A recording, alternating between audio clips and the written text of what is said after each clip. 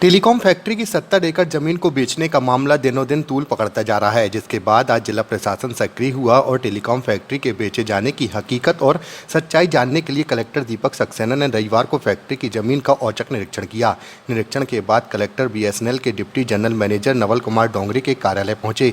इसके बाद जमीन के मालकाने हक के संबंध में कलेक्टर ने डिप्टी जनरल मैनेजर से जानकारी ली। इस मौके पर कलेक्टर दीपक सक्सेना ने बताया कि टेलीकॉम फैक्ट्री की 70 एकड़ जमीन पर पूरी तरह से मालकाना हक अभी बीएसएनएल का ही है और इसको लेकर मामला हाईकोर्ट में विचाराधीन भी है।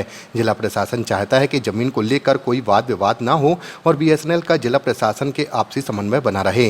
जमीन के एक्चुअली दो इशू हैं। एक हमारा भी ऑलरेडी इसमें जो 70 एकड़ की ज़मीन है यहाँ पे, इसमें से करीब 26 एकड़ की ज़मीन जो है मध्य प्रदेश शासन के नाम से हम लोग दर्ज कर चुके हैं। उसके संबंध में कुछ आपने स्टेट गवर्नमेंट के लेवल पे जो है बीएसएनएल के जो अधिकारी हैं उन्होंने स्टेट गवर्नमेंट के लेवल पे कुछ रिक्वेस्ट की है।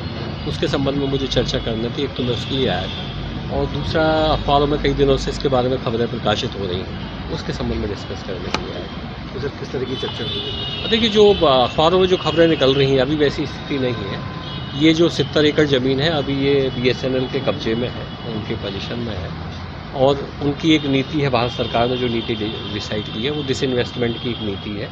उस नीति के तहत ये ज़मीन का निष्पादन जो है, मतलब डिस्पोजल करना जो है वो उनका प्रस्तावित है।